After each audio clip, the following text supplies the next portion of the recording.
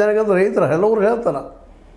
ಜೊತೆಗೆ ನಮ್ಮ ಕಬ್ಬ ಫ್ಯಾಕ್ಟ್ರಿಗೆ ಮುಟ್ಟಿದ 15 ದಿನದಲ್ಲಿ ದುಡ್ಡು ಕೊಡಬೇಕು. ನಮ್ಮದು ಇಲ್ಲಿವ್ರಿಗೆ ಎಷ್ಟು ಫ್ಯಾಕ್ಟ್ರಿ ಕೊಟ್ಟಿದ್ದಾರೆ ರೀ?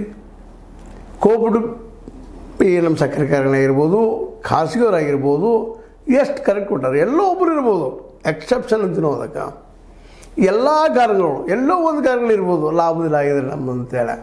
ಎಲ್ಲ ಕಾರ್ಯಗಳು ಲಾಸ್ ಲಾಸ್, ಸಾಲ ಸಾಲ ಸಾಲ ಸಾಲ, ಇಲ್ಲ ಡಿಸಿಸ್ ಬೇಕು ಸಾಲ ತೀರಿಲ್ಲ, ನಾವು ಕೊಡ್ಲಿಕ್ಕೆ ಆಗೋದಿಲ್ಲ, ಆಗಿಲ್ಲ, ಏನಿದೆಯಲ್ಲ.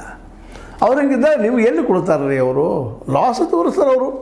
ನೀವು ಕಬ್ಬು ಕಳಿಸೋಲ್ಲಂದ್ರೆ ಬಿಡ್ರಿ. ಇನ್ನಷ್ಟು ಮಟ್ಟಿಗೆ ಇವತ್ತು ನಮ್ಮ ಶುಗರ್ ಫ್ಯಾಕ್ಟ್ರಿ ಲಾಬಿ ಜನ ಅಥವಾ ಮಾಲೀಕರು ಅಥವಾ ರಾಜಕೀಯ ಮಾಡೋ ಜನ ಈ ರೀತಿ ಹೇಳ್ತಾರೆ.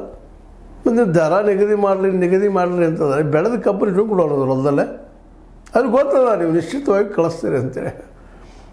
ಮತ್ತು ಅನೇಕ ಕಾನೂನುಗಳು ಮಾಡ್ಕೊಂಡಿದ್ದಾರೆ, ಮತ್ತೇನೋ ಮಾಡ್ತಾರೆ, ಬೇರೆ ಫ್ಯಾಕ್ಟ್ರಿ ಕಳಿಸೋಂಥ ಕರಾರು ಮಾಡ್ತಾರೆ. ನಿಮಗೆ ಗೊತ್ತದ, ಕಬ್ಬು ಬೆಳೆದ ಬೆಳೆಗಾರರಿಗೆ ಆಮೇಲೆ ಫ್ಯಾಕ್ಟ್ರಿ ದರ ಕೊಡಲಿ, ಅದು ದೂರದ ಫ್ಯಾಕ್ಟ್ರಿ ಹೋಗ್ಬೇಕಾದ್ರೆ ಸಾಗಾಣದ ಖರ್ಚು ಎಷ್ಟು ಬರ್ತದೆ, ಆ ಕಬ್ಬು ಕಳೆದು ಇದಕ್ಕೆ ಎಷ್ಟು ಖರ್ಚು ಬರ್ತದೆ, ಇವೆಂದಾದರೂ ಲೆಕ್ಕ ಹಾಕಿದ್ರಿ ನೀವೆಲ್ಲ ಹೇಳ್ಬೋದು. ಇವೇನು ಕಬ್ಬು ಕಡಿಯೋದಕ್ಕಾಗಲಿ ಸಾಗಾಣಿಕೆಯಾಗಲಿ ಒಂದಿಷ್ಟು ಏನೋ ಹೆಲ್ಪ್ ಮಾಡ್ಬೋದು, ಇಲ್ಲ ಅಂತಲ್ಲ.